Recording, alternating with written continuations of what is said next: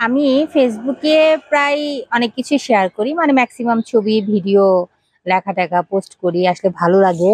তো আমি আমার ৯ বছর মেমোরিজ একটা শেয়ার করেছি আমার হাসব্যান্ডের সাথে। তো এটার পরে আসলে অনেকেই লাইক কমেন্ট আ আ করেছে। কমেন্টে সুন্দর, সুন্দর পরামর্শ দিয়েছে। তাদের কষ্ট লেগেছে। তারা আমার কষ্টটা অনুভব করতে পেরেছে অনেকে। বা অনেকে হয়তো জানেন না। আ আসলে সবাইকে তো জানানোর প্রয়োজন পড়ে না। তবে আমি আসলে Facebook ইউজ করার পরে ২০১৬ সালে আমার হাসব্যান্ড মারা গিয়েছে। আমি কিন্তু টোটালি মারা গিয়েছি সেগুলো Facebook এ এসেছে এবং অনেকে সেটা জানে। কারণ নতুন, নতুন ফ্রেন্ডস হয়েছেন তারা হয়তো জানেন না।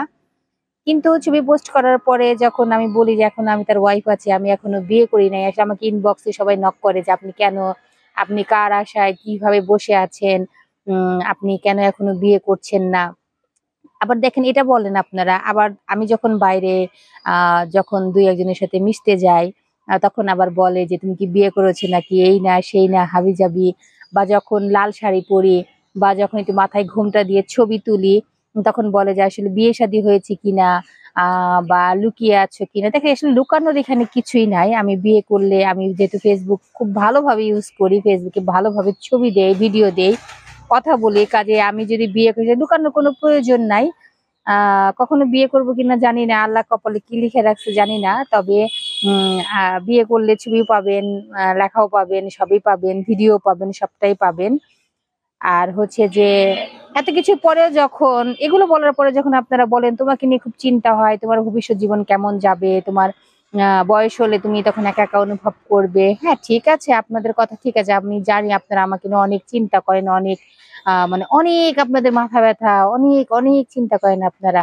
এজন্য আমি আপনাদের প্রতি কৃতজ্ঞ। কিন্তু ভাই মাঝে, মাঝে যে আবার আপনারা বলেন যে এটা ওটা মানে আপনারাই ভুল ধরেন, আপনারাই বরের মা, আপনারাই কনের মা যেটা হয় যে আমরা যেটা বলি। সর্বোপরি কথা হলো যে আমি জানি না আল্লাহ কপালে কি লিখে রাখছে। আসলে অনেক মানুষ একা, একা জীবন কাটিয়ে দিচ্ছে সারাটা জীবন। সেটা অনেকে ম্যারিড পারসন তার আ হ আ আস আপনার পার্টনারের সাথে ছাড়াছাড়ি হয়ে যায়, মারা যায়। তারপর সে একা লাইফ লিড করে। এভাবে মারা যায়। দুনিয়াটা তো আসলে থাকার জায়গা না, চিরস্থায়ী না। আ তারপরেও উপরওয়ালা কি লিখে রাখছে আমি জানি না। কিন্তু এই যে আপনারা যে মাঝে, মাঝে আমাকে নিয়ে অযৌক্তিক চিন্তা করেন, এগুলো একটু বাদ দেন। হ্যাঁ? এবার একটু বাদ দেন। আর আপনারাই আবার মেসেঞ্জারে আপনারা আবার মানে মেলা কিছু রাত-বিরাতে আবার নক করেন। ঘুমিয়েছেন কিনা, খেয়েছেন কিনা, এটা করেছেন কিনা, ওটা করেছেন কিনা। এগুলো আসলে বাদ দিন। তো আমাকে আমার মতো লাইফ লিড করতে দিন।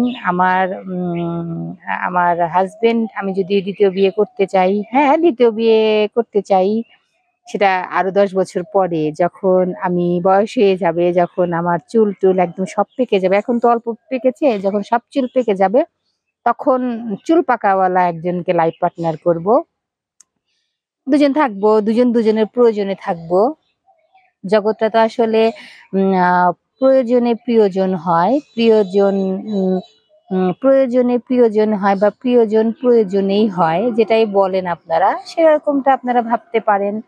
সো আসলে ততদিন পর্যন্ত আমি থাকবো। একা, একা থাকার চিন্তাভাবনা আছে। কেন লাইফে আসলে এত দুঃখ কষ্ট ভোগ করেছি আ সাংসারিক জীবনে বা আসলে সবকিছু মিলে আ অনেক, অনেক স্ট্রাগল করতে হয়েছে পড়াশোনা নিয়ে, চাকরি নিয়ে, বরখাস্ত ছিলাম সেখানে। মানে লাইফটা আসলে এত স্ট্রাগল হয়েছে, এত স্ট্রাগল করতে, করতে আমি যে মাঝে, মাঝে হাসি, আমার আসলে হাসাটাই মনে হয় যে এত আমি হাসছি কেন? বা আমি এই যে অনেক কিছু অনেক ভিডিও বানাই বা অনেক কিছু করছি, এতে মনে হয় যে এত কিছু করছি কেন? কিন্তু দিন শেষে মনে হয় যে আসলে নিজের ভালো থাকার বিষয়টা, ভালো লাগার বিষয়টা নিজেকেই আসলে বেছে নিতে হয়।